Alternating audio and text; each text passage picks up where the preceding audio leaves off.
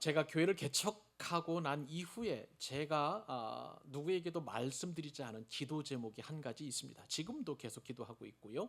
이 강단에 올라와서도 하나님 앞에 기도하는 마음으로 말씀을 전하고 있습니다. 그것은요, 제가 좀 울음을 좀 회복했으면 좋겠다. 그러한 기도 제목을 지금도 기도하고 있습니다. 한 20여 년 된 것 같아요. 제 눈에서 눈물이 이제 마르고 그 다음에 더 이상 눈물이 나오지 않는 것 참 이상하게 생각하고 있습니다. 예전에는요, 성경을 읽다가도 눈물이 뚝뚝 흘렸고, 그리고 또 기도하다가도, 아니면 또 나를 구원하신 그 하나님의 은혜가 감사해서 저절로 눈물을 흘렸던 적이 많이 있었고요. 특히나 제가 제일 감동적으로 눈물을 흘렸던 것은 정말 수만 명의 그런 사람들이 찬양하면서 다 같이 손을 높이 들고 주의 거룩하신 이름을 송축할 때에 거기서 밀려오는 감동이 제 마음을 이렇게 막 울컥하게 하고, 그리고 막 눈물이 막 폭포수처럼 그렇게 흐르게 한 적이 있습니다. 저도 때로는 이제 그 회중 집회에 들어가서 같이 찬양할 때가 있었었는데, 그때는 뭐 정말 수도꼭지를 튼 것처럼 그렇게 눈물이 줄줄줄줄 흐르면서 감사하고 감격했던 그러한 일이 적지 않았는데, 웬일인지 요즘은 제가 늙어서인지 아니면 안구 건조증이 생겼는지 아니면 그만큼 제가 영적으로 무뎌진지는 모르겠지만, 그래서 눈물을 참 흘리지 않고 있어서 참 안타깝다, 그렇게 생각을 하고 있습니다. 제가 이렇게 눈물에 대해서 생각을 하게 된 것은 얼마 전 우리 성경 통독 본문이 예레미야였잖아요. 예레미야서였잖아요. 그죠? 예레미야서를 제가 읽으면서 이 예레미야가 참 눈물을 많이 흘렸구나 생각을 하게 되었어요. 예레미야 선지자 여러분 별명 아시나요? 별명은 눈물의 선지자입니다. 원래 이 예레미야는 굉장히 좋은 뜻을 가지고 있죠. 그 이름의 뜻이 여호와께서 높이심이란 그런 뜻을 가지고 있고, 이 예레미야는 남유다에서 주년 약 627년에서 587년 정도, 약 600년 정도 전에 즈음에 그렇게 활동한 그러한 예레미야 선지자입니다. 20살에 이렇게 부르심을 받았고요. 그리고 예레미야 선지자가 복음을 말씀을 전한 것은 이스라엘 백성들이 그들이 가지고 있었던 이상한 믿음 같은 게 한 가지 있었단 말이죠.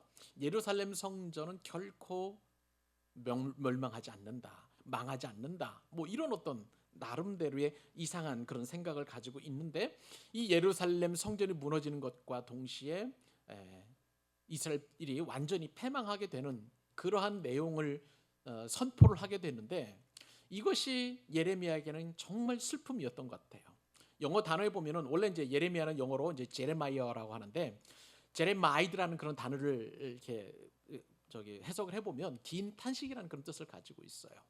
그래서 예레미야 보면 얼마나 예레미야가 많이 울었는지, 예레미야서 2장 11절에 보면 예레미야 울음을 이렇게 표현합니다. 내 눈이 눈물에 상하며 내 창자가 끊어지며 내 간이 땅에 쏟아졌으니 이는 딸 내 백성이 패망하여 어린 자녀와 젖먹는 아이들이 성읍 길거리에 기절함이로다. 기가 막히죠. 이런 상황 속에서 앞으로 이루어질 그런 어떤 그 상황들을 예언하다 보니까 예레미야는 눈물이 흐를 수밖에 없는 것이죠. 또 예레미야의 그 슬픈 노래 애가라는 그런 성경이 있죠. 예레미야 애가서 1장 1절로 2절에 보니까 이렇게 또 울고 있습니다. 슬프다 이 성이요. 이 성은 어떤 성인가요? 예루살렘 성입니다. 전에는 사람들이 많더니 이제는 어찌 그리 적막하게 앉았는고. 전에는 열국 중에 크던 자가 이제는 과부같이 되었고, 전에는 열방 중에 공주였던 자가 이제는 강제 노동을 하는 자가 되었도다. 자, 보세요. 예레미야 어떻게 우는지. 밤에는 슬피 우니 눈물이 뺨에 흐르며 사랑하는 자들 중에 그에게 위로하는 자가 없고 친구들도 다 배반하여 원수들이 되었도다. 친구들까지도 배반하고 이렇게 망하고 이렇게 피폐해져 가니 예레미야의 눈물에는 눈물이 뚝뚝뚝 흐르고, 그 눈물이 하도 많이 흐르니까 눈이 상할 정도로 그렇게 예레미야는 슬프게 울고 있는 것입니다. 여러분, 오늘은요 추석이지 않겠습니까? 민족 최대 명절이잖아요. 민족 최대 명절인 기쁘고 즐겁고 행복한 그런 명절날에 왜 이렇게 울음을 얘기할까? 여러분 아마 의아하게 생각하실 수 있겠습니다. 그런데 여러분, 제가 이렇게 눈물을 설교하는 까닭이 있어요. 신앙인에게 이 눈물이라는 것은 반드시 기쁨이 됩니다. 여러분, 반드시 웃음이 된다는 사실을 꼭 기억하실 수 있기를 바랍니다. 이것이 바로 신앙의 놀라운 신비임을 여러분들에게 말씀드리고 싶기 때문에 그런 거예요. 이스라엘이 남북으로 분열되었을 때에 유다의 13대 왕 히스기야 왕이라는 참 위대한 왕이 있었습니다. 근데 이 히스기야 왕이 어느 날 죽을 병에 걸리게 되었어요. 그러니까 히스기야는 너무나 슬펐죠. 그래서 눈물을 흘려가면서 벽을 향하여 진심으로 하나님 앞에 기도하게 되었습니다. 이 병을 고쳐달라고요. 근데 하나님께서는 이 히스기야의 눈물을 보셨어요. 그리고 히스기야를 15년 정도 생명을 연장시켜 주시게 되었습니다. 신앙인의 눈물은 이처럼 눈물이 기쁨이 되는 은혜를 경험하게 된다니까요. 히스기야는 죽을 병에서 낫게 되었을 때, 죽을 병에 걸렸을 때는 울었지만 그 눈물의 기도를 보시고 하나님께서 그의 기도가 이제는 웃음이 되도록, 기쁨이 되도록 그렇게 변화시켜 주셨습니다. 또 다윗은요, 죄로 인해서 뼈가 떨릴 정도로 하나님의 심판을 받을 때가 있었어요. 그때 하나님 앞에 어떻게 기도했는지 시편 6편 6절에 보니까 이렇게 고백을 합니다. 밤마다 눈물로 내 침상을 띄우며 내 요를 적시나이다. 이 엄청난 눈물을 하나님께서 보셨어요. 그리고 다윗의 죄를 용서하셨습니다. 다윗의 눈물의 회개와 눈물의 기도가 웃음이 되는 엄청난 기적을 경험하게 되었던 것이죠. 우리 역시도 세상을 살다 보니 요즘 참 눈물 날 일들이 많습니다. 괴로운 세상살이에 웃음보다는 울고 슬프고 마음이 좀 답답한 그런 날들이 더 많이 있는 것이죠. 근데 여러분 기대하십시오. 이 눈물은 반드시 웃음이 될 줄로 믿습니다. 왜요? 우리가 하나님 앞에 서는 날 주님께서 우리의 모든 눈물을 다 닦아주시기 때문에 그래요. 자, 여러분, 요한계시록 21장 4절에 보면은요, 이런 말씀이 기록되어 있어요. 모든 눈물을 그 눈에서 닦아주시니 다시는 사망이 없고 애통하는 것이나 곡하는 것이나 아픈 것이 다시 있지 아니하리니 처음 것들, 이 곡하는 것이나 슬픔이나 눈물이나 이 고통들은 다 지나갔음 이러라. 믿으시면 아멘. 그대로 이루어지게 될 줄로 신뢰하시면 아멘. 아멘이에요. 반드시 우리에게 이 슬픔은 기쁨이 될 줄로 믿습니다. 오늘 본문에 보면은요, 인생에 사는 낙이 하나도 없었던 사람들이 있었어요. 아브라함과 바로 사라였던 것입니다. 자, 그런데 이 아브라함이 100세에 누구를 낳을까요? 이삭을 낳습니다. 근데 그 이삭의 뜻이 뭘까요? 웃음이라는 뜻이었습니다. 여러분, 오늘 본문에 보니까 아브라함과 사라가 100세에 아들 이삭을 낳고 웃으면서 하나님 앞에 난 지 8일 만에 할례를 행해서 하나님께서 택하신 민족임을 그대로 증명하고 있는 것을 보게 됩니다. 사라는 이 일이 너무나 즐거웠던 것 같아요. 기뻐했습니다. 그래서 웃음고 있었고 또 모든 사람이 나와 함께 웃으리로다 라고 그렇게 선포하게 되었습니다. 오늘 이 말씀을 듣는 모든 저와 여러분은 저와 함께 여러분 모두가 다 웃는 그런 기쁨을 충만하게 누리시게 될 줄로 믿습니다. 오늘 우리에게 주시는 이 말씀 붙들고 이번 한 주 동안 우리는 웃는 그리고 행복한 기쁨으로 한 주를 넉넉히 살아나는 여러분 되실 수 있기를 간절히 소망하십시다. 예. 자, 그러면 하나님께서 언제 우리를 웃게 하실까? 네 가지 교훈을 우리가 살펴볼 수 있는데 첫 번째 하나님께서 우리를 웃게 하실 때는 언제 하냐면요, 이런 때예요. 하나님이 말씀하신 대로 어떻게 하실 때요? 행하실 때. 하나님이 말씀하신 대로 행하실 때 우리는 웃게 된다는 것입니다. 자, 오늘 본문의 시작은요, 기분 좋게 시작하고 있습니다. 하나님이 약속하신 대로 그 말씀을 이루신 것이죠. 아브라함에게 약속을 주신 지 25년 만에 드디어 아들을 보게 된 것입니다. 자, 그 말씀이 1절에 기록되어 있는데 여러분 주위에서 또박 굉장히 중요한 말씀이에요. 한 절 한 절씩 한 음절씩 한번 읽어보도록 하십시오. 함께 읽습니다. 시작. 여호와께서 말씀하신 대로 사라를 돌보셨고 여호와께서 말씀하신 대로 사라에게 행하셨으므로 아멘. 여러분 이 말씀 잘 보세요. 반복되는 거 있죠? 여호와께서 어떻게 하신다고요? 말씀하신 대로. 또 여호와께서 말씀하신 대로. 2절은 조금 이따 살펴보겠습니다만 거기도 여호와께서 말씀하신 대로 말씀하신 시기가 돼요. 이렇게 말씀하신 대로가 1절과 2절에 3번씩이나 반복되고 있죠. 자, 하나님은 어떤 분이신가요? 이 말씀에 따르면 말씀하시는 대로 행하시는 분이십니다.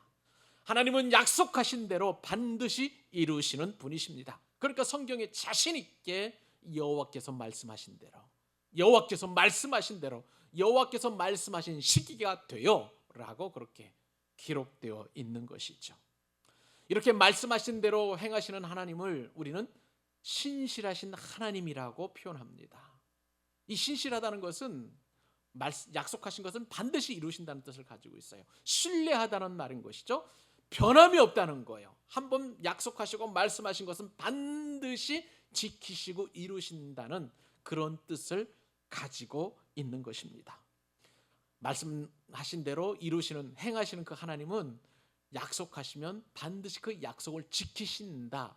그래서 신실하신 하나님이다 라고 우리가 그 하나님에 대한 신앙 고백을 할 수 있는 것입니다.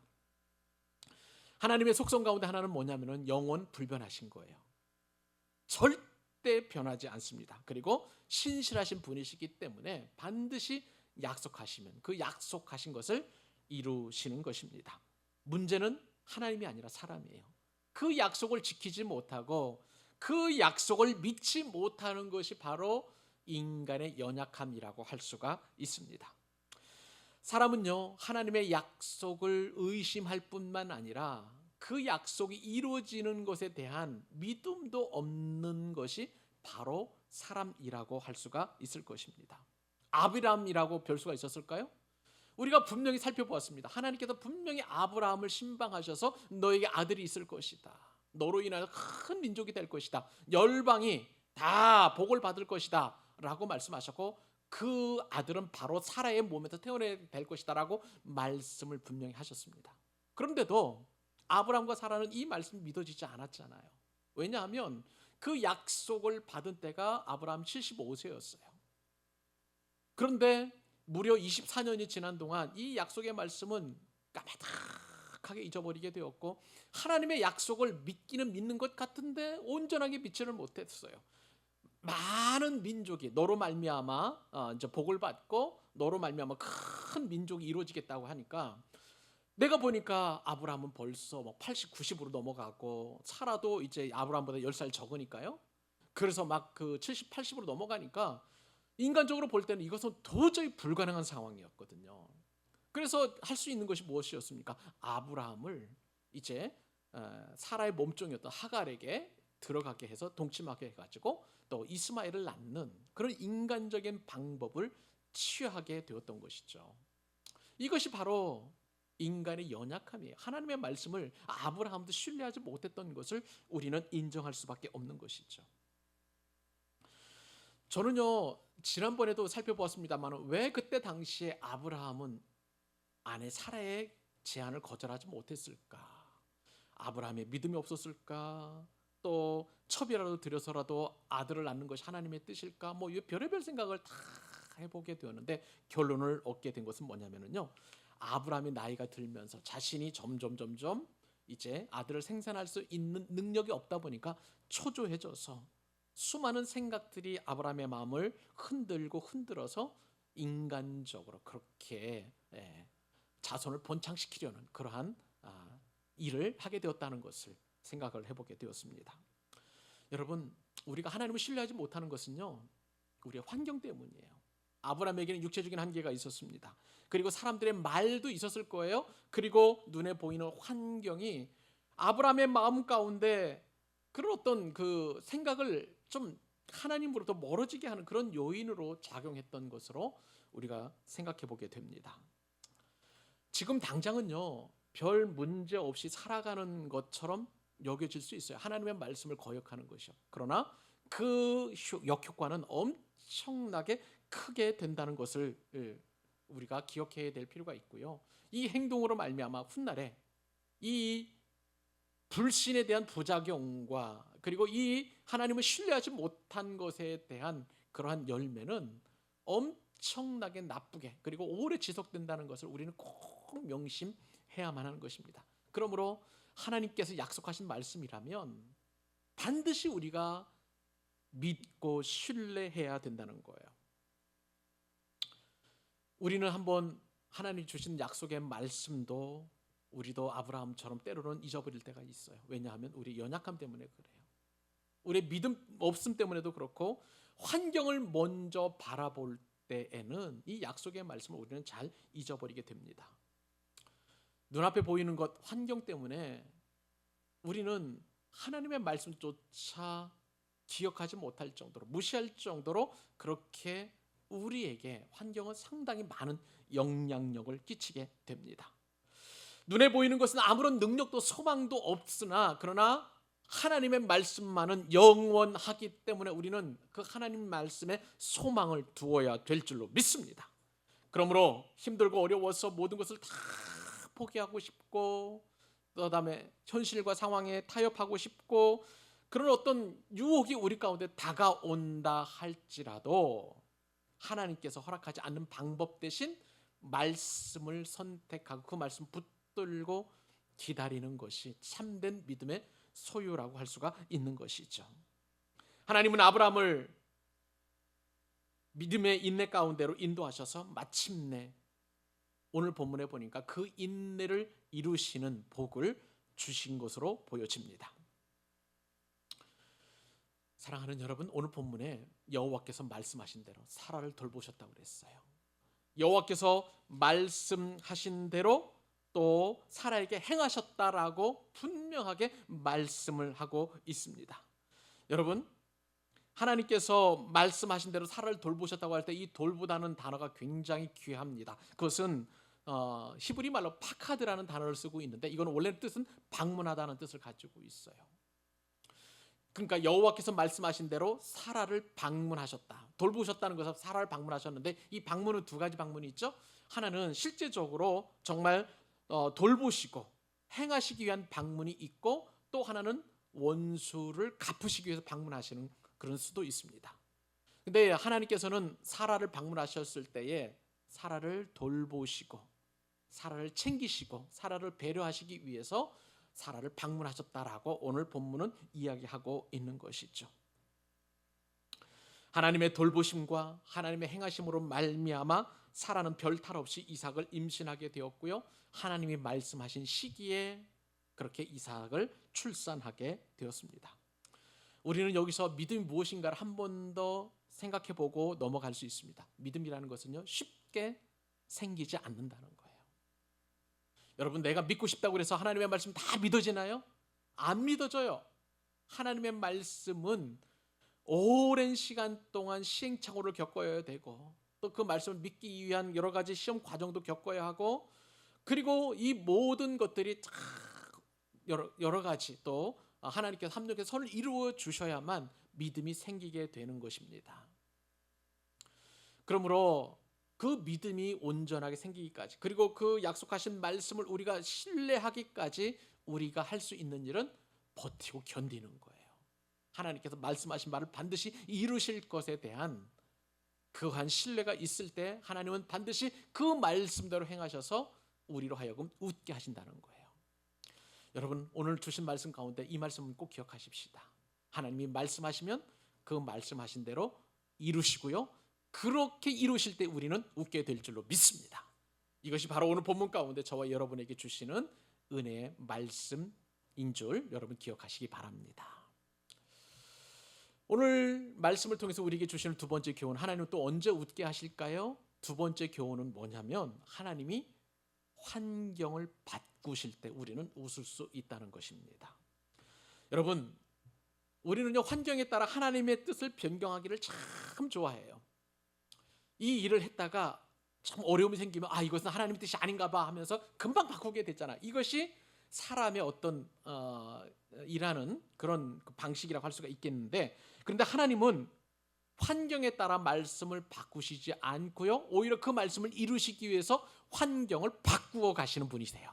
어떻게 바꾸어 가시는지 2절 한번 같이 한번 읽어보십시다. 2절 말씀 있습니다. 시작. 사라가 임신하고 하나님이 말씀하신 시기가 되어 노년의 아브라함에게 아들을 낳으니. 자, 하나님께서 말씀하신 바를 반드시 지키시는 신실하신 하나님 덕분에 사라는 임신을 하게 되었고요. 본문에 보니까 그 말씀하신 시기가 되어서 아들을 낳았다. 성경에 그렇게 기록되어 있습니다. 자, 이 사건은요, 1년 전 정확하게 아브라함이 99세에 그리고 사라가 89살에 하나님께서 아브라함에게 알려주신 너를 통해서 아들이 있을 것이다 라고 말씀하신 후에 그 얘기가 하도 기가 막히니까 사라가 웃었잖아요. 장막 뒤에서. 그 1년 동안 기다린 이후에 그렇게 해서 하나님께 주신 놀라운 은혜였던 것입니다. 자, 그때의 아브라함과 사라의 그런 상황을 한번 생각해 보십시다. 아브라함은요 99세의 늙은 할아버지였어요. 전혀 자녀를 생산할 수 있는 그런 능력이 없었던 것이죠. 사라 역시도 경수가 끊어졌기 때문에 임신할 수 있는 자연적 환경은 전혀 조성할 수 없는 그런 상황이었고요. 그렇기 때문에 이것은 아브라함과 사라가 보기에는 전혀 이루어질 수 없는 불가능한 약속이었고, 내게 아들이 있을 것이라는 그 약속의 말씀을 붙들고 아까 말씀드린 것처럼 장막 뒤에서 웃을 수밖에 없는, 웃어 넘기는 그런 하나의 에피소드로 그렇게 기억되게 되었습니다. 자, 그런데 이러한 상황들은 나중에 우리가 살펴보겠습니다만 히브리서 11장에 보면 히브리서 기자가 아브라함과 사라가 노쇠해서 죽을 것만 같은 그런 상황이었다라고, 그렇게 완벽한 절망이었다라고 그렇게 표현을 합니다. 그런데 오늘 본문에 보니까 하나님이 말씀하신 시기가 되어라는 말씀이 딱 기록되어 있는데 이 말씀이 우리 눈에 확 들어오게 됩니다. 이삭은 아무 때나 태어나지 않아요. 반드시 하나님이 정하신 시기에 태어나게 되어 있었던 것입니다. 하나님은 아브라함이나 사라의 그 어떤 불신이나 웃음이나 이런 것들은 다 상관하지 않고 하나님의 그 시간표에 정확하게 계산되어서 이삭을 사라의 몸을 통해서 보내주시게 되었던 것이죠. 이삭과도 같이 우리는 아무런 계획도 없이 우연히 태어난 그런 존재가 아니라는 사실이에요. 하나님께서 우리를 정확하게 태어나게 하셨고요. 우리를 이 땅 가운데 보내신 분명한 이유와 목적이 있고요. 그리고 우리가 그 사명을 다 감당한 이후에 하나님께서 정한 시기가 되어 저와 여러분들을 부르시는 것입니다. 이것이 바로 하나님의 계획표고요. 우리를 향하신 하나님의 뜻이라고 할 수가 있는 것이죠. 우리가 웃을 수 있는 비결은 하나예요. 하나님의 뜻을 알 때, 하나님 정하신 시기가 우리가 정확하게 알게 되면 우리는 어떠한 슬픔과 어려움 가운데서도 반드시 웃게 된다는 것을 기억하게 됩니다. 왜요? 하나님이 정한 시기가 되면 우리의 이 모든 것들은 이제 온전히 회복되고 고침을 받고 또 웃게 되는 그런 기쁨이 우리 가운데 있다는 것을 우리가 확신하게 될 때이기 때문에 그런 것이죠. 자, 그러면 문제가 한 가지 있습니다. 이렇게 하나님께서 정하신 시기가 될 때까지 우리가 뭘 해야 되는 거냐는 거예요. 히브리서 11장에 보면은요, 이 시기에 하나님이 그 정하신 시기에 아기를 낳을 때까지 살아간 일이 있습니다. 좀 우리가 성경을 참 굉장히 읽어야 되는데 이것은 여러분들에게 오늘 저와 여러분들이 주시는 말씀의 핵심이라고 할 수가 있는데요. 히브리서 11장 11절 12절 같이 한번 읽어보십시다. 자, 읽겠습니다. 시작. 믿음으로 사라 자신도 나이가 많아 단산하였으나 잉태할 수 있는 힘을 얻었으니 이는 약속하신 이를 미쁘신 줄 알았습니다. 이러므로 죽은 자와 같은 한 사람으로 말미암아 하늘의 허다한 별과 또 해변의 무수한 모래와 같이 많은 후손이 생육하였느니라. 저는 여러분 이 히브리서 11장 11절로 12절 말씀을 오늘 본문과 더불어서 이렇게 묵상해가면서 엄청난 은혜를 얻게 되었어요. 자, 왜 그럴까요? 자, 모든 상황은 사라를 통해서 자식을 주시겠다던 하나님의 약속이 자연스럽게 소멸되게 하는 그러한 쪽으로 그렇게 상황이 만들어져 갔습니다. 25년 동안 그런 상황으로 흘러간 것이죠. 시간은. 이런 상황이라면 아브라함도 그렇고 사라도 그렇고 저와 여러분들도 모든 것을 포기하고 그냥 될 대로 되라 뭐 이런 어떤 자포자기의 심정을 갖게 하기에 충분한 시간이라고 할 수가 있겠어요. 왜냐하면 하나님께서 미동도 하지 않으셨기 때문에 그렇습니다. 그래서 사라가 어떻게 했는지 아세요, 여러분? 창세기 예전에 18장 12절 말씀 어떻게 사라가 자기 마음 속에 있는 말 어떻게 얘기했는지 여러분 거기 한번 기억해 보세요. 창세기 18장 12절에 보니까 내가 노쇠하였고 내 주인도 늙었으니 내게 무슨 즐거움이 있으리요. 삶의 낙이 하나도 없었던 그런 상황이었다는 것이죠. 하나님의 말씀은 주어졌지만 그러나 그 말씀이 이루어지지 않아서 점점 모든 상황 더 악화되고 점점 더 쪼그라들고 더 초라해지고 그리고 더 소망도 없는 절망 가운데 아브라함과 사라의 삶이 그렇게 진행되고 있었던 그런 상황이었던 것이죠. 이런 상황을 히브리서 기자는요, 사라가 단산하는 그런 상황이라고 이야기합니다. 끊어질 단자에 해산할 산자예요. 그러니까 아기를 낳지 못하는 상황이다. 완벽한 절망이다라고 그렇게 이야기를 하고 있는 것이죠. 그런데도 히브리서 기자는 참 이상한 표현을 합니다. 이런 상황에서도 사라는 잉태할 수 있는 힘을 얻었으니 이는 약속하신 일을 미쁘신 줄 알았습니다. 미쁘시다는 건 신실하다는 뜻 아니에요? 말씀하신 바를 약속하신 바를 이루시는 그 하나님은 신실하시다함을 믿었다는 거예요. 근데 여러분 우리가 창세기 말씀 한번 생각을 해보십시다. 창세기 말씀 우리가 18장, 19장, 20장 말씀을 계속 우리가 묵상해 가면서 사라가 믿음으로 행하는 그런 일들을 한 적이 있나요? 제 성경에는 제가 가지고 있는 창세기에는 전혀 사라가 믿음으로 행동했다는 그런 내용이 하나도 없어요. 그저 그냥 시간이 흘러가는 듯 그냥 그렇게 묻어서 가는 그런 상황 가운데 있었는데 그런데 그것을 히브리서 기자는 믿음으로 이야기한다는 것이죠. 여기에 굉장히 중요한 영적인 교훈 한 가지 오늘 우리가 꼭 은혜 받아야 될 한마디 은혜가 이 말씀 가운데 기록되어 있습니다. 그것은 뭐냐면요 여러분 사라의 그 믿음은 어떤 행동도 하지 않았지만 적어도 사라는 하나님의 약속을 거부하지 않았다는 거예요. 적어도 사라는 하나님의 약속을 부정하지 않았다는 거예요. 그런데 히브리서 기자는 이처럼 수동적인 그런 믿음 그저 그냥 거부하지 않는 것 이것 한 가지만으로도 그것을 믿음으로 여겼다는 거예요. 우리는 흔히 믿음에 대해서 오해하는 경향이 상당히 많이 있습니다. 내가 믿음을 가지고 이 산을 들어 절로 옮기는 것 어떤 행동을 통해서 그것이 참 믿음이라고 우리가 그렇게 교육받아 왔고 훈련받아 왔어요. 너는 왜 이렇게 믿음이 없어? 얘기하는 것은 왜 믿음으로 선포하고 왜 믿음으로 뭐 말하고 말하지 않고 왜 믿음으로 행동하지 않느냐 뭐 이런 이야기들을 우리가 많이 들었고 그런 설교는 우리가 익숙하게 들었습니다. 그러면 상대적으로 그렇게 행하지 못하고 그렇게 믿음 갖지 못하는 우리로서는 너무나 위축되고 그리고 쪼그라드는 그런 마음만 가지고 있는 거예요. 근데 오늘 말씀을 보니까 믿음이란 큰 행동을 하지 않아도 된다는 거예요. 믿음이란 어떤 액션을 취하지 않아도 된다는 거예요. 그저 하나님의 약속의 말씀을 부정하지 않고 그 하나님의 약속의 말씀을 거부하지 않은 것 이것만으로도 하나님은 사라의 믿음을 인정하셨다는 사실이에요. 믿으시면 아멘. 이건 제 얘기가 아니라 바로 성경 말씀인 것입니다. 어떤 분은 믿음의 은사가 있는 분이 계세요. 그러면 그 믿음을 가지고 선포합니다. 하나님께서 우리 광교 사랑의 교회에 엄청난 부흥을 주실 것입니다. 믿음으로 선포하고 막 그럴 수 있어요. 그런데 현실은 그렇지 못할 때가 있잖아요.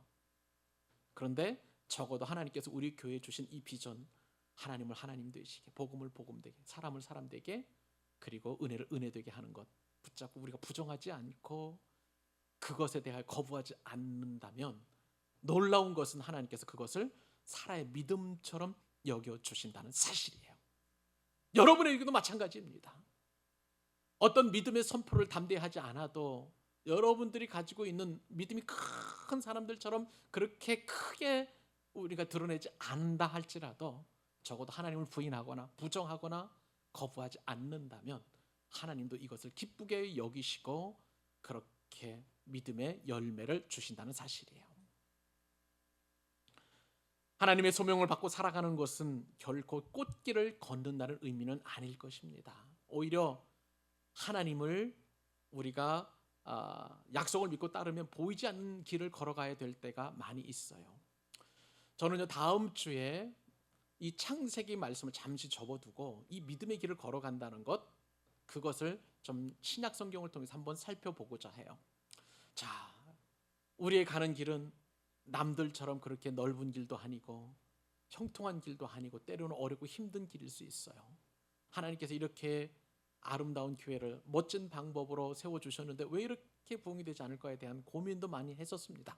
그런데 이 부분에 대한 문제들을 이 오늘 본문 말씀을, 이 히브리서 말씀을 묵상해 보면서 하나님께서 원하시는 믿음의 길은 따로 있구나라는 것을 깨닫고 나서 제가 다음 주에는 복음서 설교를 하겠습니다. 사랑하는 여러분, 여러분들의 믿음의 분량대로 하나님을 믿으시기 바랍니다. 그 믿음은 하나님이 주신 거예요. 소중하게 여기시고, 그리고 사라와 같은 그러한 소극적인 믿음이라 할지라도 하나님이 얼마나 기뻐하시고 얼마나 또한 놀랍도록 은혜를 주시는지 우리는 기대할 수 있게 되는 거예요. 여러분, 이 믿음만은 붙잡아도 우리는 반드시 웃게 될 줄로 믿습니다. 이것이 바로 오늘 주신 교훈의 말씀, 하나님은 환경을 바꾸어 가셔서 우리로 하여금 웃게 하시는 그런 하나님의 복이라는 사실을 우리는 기억해야만 하는 것입니다.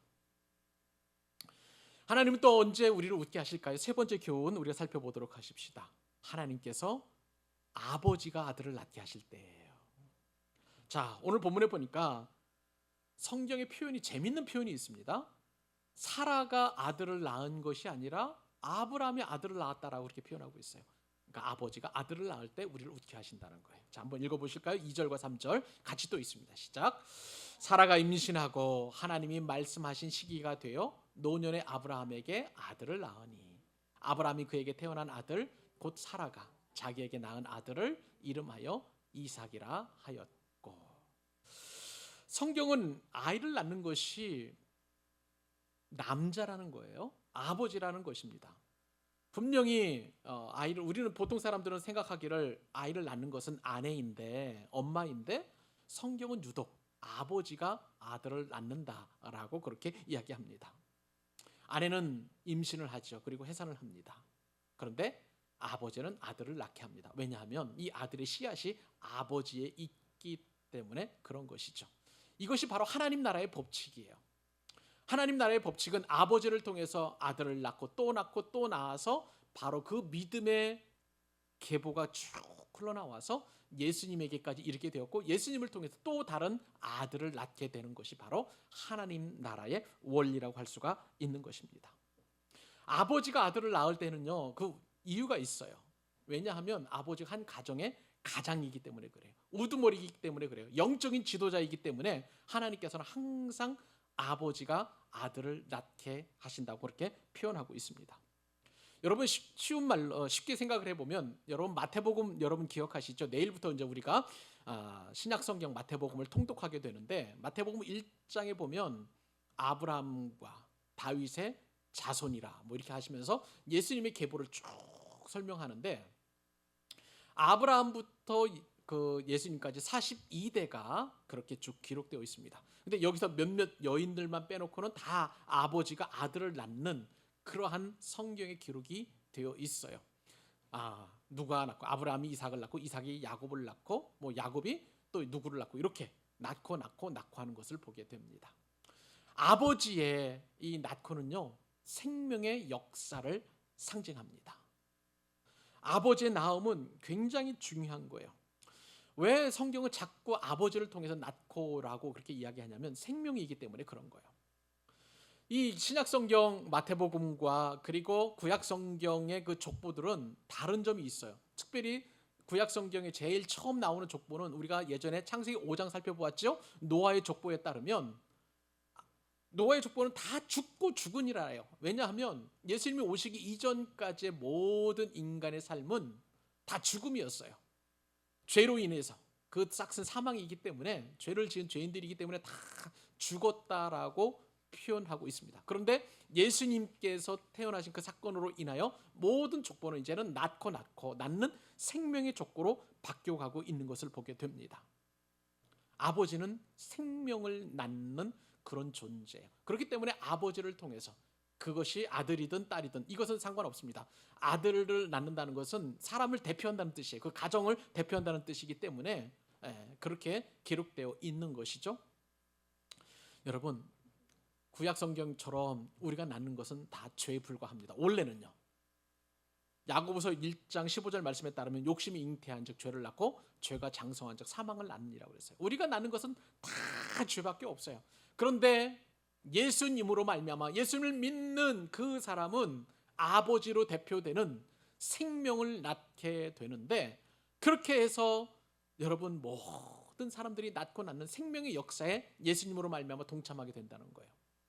사도 바울은 결혼하지 않은 것으로 추정이 됩니다. 그런데도 아들을 낳았어요. 누구요? 영적인 아들들을 낳은 것을 보게 됩니다. 감옥에 갇혀서도 오네시모라는 영적인 아들을 낳았고요. 복음으로 수많은 성도들을 낳은 사도가 바로 바울이었던 것이죠. 사울은 원래 죽이는 사람이었어요. 스데반을 죽이고 예수 믿는 사람들을 잡아다가 포박해서 이 사내들은 공의에 넘기는 그런 일에 앞장섰던 사람, 죽이는 일에 앞장섰던 사람이 바로 바울이었는데, 예수님을 깊이 만나고 나서는 이제는 살리는 아버지로서의 역할을 감당하게 된 것이죠. 사랑하는 여러분, 여러분들은 어떤 삶을 살기를 원하십니까? 낳는 삶을, 생명의 삶을 살기를 원하십니까? 아니면 죽이는 사망의 삶을 살기를 원하십니까? 낳는 삶을 살아야 될 것입니다. 그러면 낳는 삶이 무엇입니까? 살리는 거예요. 격려하는 거예요. 세우는 거예요. 일으키는 거예요. 이러한 삶이 바로 낳는 삶인 것입니다. 여러분 한 분 한 분들이 영적인 부모가 되어서 아들을 낳고 자녀를 낳고, 또 혈통적으로 그런 자녀가 아니라, 그런 자녀뿐만 아니라 실제적으로도 여러분의 영적인 자녀들을 많이 낳는 은혜를 누리게 될 때 여러분들은 또한 웃게 되는 기쁨을 누리게 될 줄로 믿습니다. 마지막 교훈 한 가지 짧게 살펴보도록 하시죠. 하나님께 주시는 이 웃음은요, 나뿐만 아니라 모든 사람들이 다 함께 웃을 수 있도록 그렇게 해주신다는 사실이에요. 거듭 말씀을 드립니다. 이삭은 웃는다, 웃음이라는 뜻을 가지고 있다고 말씀을 드렸죠. 아들을 낳을 것이라는 하나님의 말씀을 사라가 믿지 않고 비웃다가 하나님께서 들켜서 야단 맞게 되었습니다. 그런데 그때에 아들의 이름을 이삭이라고 하라고 하나님께서 이름까지 지어 주셨던 거예요. 비록 처음에는 조소, 비웃음이라는 뜻을 가지게 되었습니다만, 실제로 이삭이 태어나니까 이 조소와 조롱이 바뀌어져 가지고 실제로 웃게 되는데, 그 동네에 있는 모든 사람들이 다 함께 웃는 그런 기쁨을 누리게 되었습니다. 자, 3절로 7절 같이 한번 읽어보도록 하겠습니다. 아브라함이 그에게 태어난 아들 곧 사라가 자기에게 낳은 아들을 이름하여 이삭이라 하였고, 그 아들 이삭이 난 지 8일 만에 그가 하나님이 명령하신 대로 할례를 행하였더라. 아브라함의 그의 아들 이삭이 그에게 태어날 때에 100세라. 사라가 이르되 하나님이 나를 웃게 하시니 듣는 자가 다 나와 함께 웃으리로다.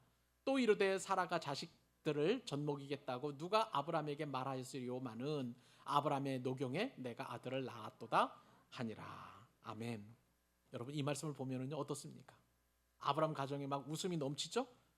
기쁨이 가득한 것을 보게 됩니다. 일반적으로 아기가 태어나면 너무나 기쁨이 가득해요. 저도 저희 손녀딸이 이제 1회가 태어나고 나서 얼마나 좋은지, 처음에는 이제 100일의 주사를 맞아가지고 아기를 직접 가서 보지를 못했어요. 그래서 2주 동안 기다리면서 매일매일 1회 엄마 아빠가 올려주는 그런 어떤 사진이나 동영상을 보고 정말 행복하고 즐겁더라고요. 정말 사는 재미가 있더라고요. 그렇게 웃게 되면서 아브라함이 100세의 아들을 낳았다 생각을 하니까 얼마나 아브라함에게 참 좋았을까, 얼마나 아브라함에게 웃음이 되었을까, 그렇게 싶었습니다. 아브라함은 이렇게 아들 이삭으로 인해 굉장히 좋았죠. 그런데 아브라함보다도 오늘 본문에 보니까 더 웃은 사람이 있습니다. 사라이죠. 사라는 90세에 아들을 낳고 젖을 물리게 되는데 이게 꿈인지 생신지 분간이 안 될 정도라고 그렇게 성경에 기록되어 있습니다. 사라는 한마디로 말하면 웃기시는 하나님을 경험하게 되었던 거예요. 처음에는 비웃고 조롱하게 하시는, 그렇게 웃기시는 하나님이신데 이제는 실제로 아들을 낳게 하심으로 인하여 정말 자신에게 참된 웃음을 주신 웃기시는 하나님을 사라가 경험하게 되었다는 것이죠. 이 웃기시는 하나님은요, 하나님이 굉장히 인격적이시고 개인적이라는 뜻을 가지고 있습니다. 사라를 보호하시고 감싸주시고 사라를 안위해 주시고 유머가 있게 해주시고 사라를 보호해 주시고 관찰해 주셨다는 뜻을 가지고 있기 때문에 사라는 진짜 웃을 수 있는 것입니다. 여러분, 하나님은 이렇게 개인적으로 나를 보호하신 하나님이십니다. 나를 돌보시는 하나님이십니다. 말씀하신 대로 행하시는 하나님이신 줄 믿으시기 바랍니다. 남에게 아니에요. 나에게예요. 그 하나님을 여러분 기억하시고 하나님께서 또 나를 웃게 하시는구나. 그렇게 여러분 또한 생각하실 수 있기를 바라요. 근데 이 이삭의 그 출생은요, 아브람과 사라에게만 웃음을 준 게 아니라 오늘 본문에 보니까 사라와 함께한 모든 사람들, 이웃들이 다 웃었다는 것을 성경을 기록하고 있습니다. 성경에 기록되어 있죠. 5절 6절 말씀이죠. 사라가 이르되 하나님이 나를 웃게 하시니 듣는 자가 다 나와 함께 웃으리로다. 100세의 아들을 낳았대. 90세의 할머니가 아들을 낳았대. 이거 정말 기가 막히죠. 그러니까 동네 사람들이 다 찾아왔을 거예요. 너무 신기해서, 하나님의 그 약속하신 말씀을 이루셨다는 것이 너무 이상해서 그 기적을 보려고 막 와가지고 이삭을 안아보고 흔들어보고 둥둥둥둥 어화둥둥하면서 이렇게 이렇게 가까이 해보고 하면서 모든 사람들이 다 이 소식을 듣고 와서 함께 웃게 되었다는 거죠. 저는요, 하나님께서 우리 모든 성도들을 함께 웃게 하시는 그날을 소망해 봅니다. 여러분, 우리 오늘 이후로 기도할 때에 하나님 우리에게 다 웃게 하여 주옵소서. 그 간절한 소망을 가지고 우리 한번 기도하셨으면 참 좋겠습니다.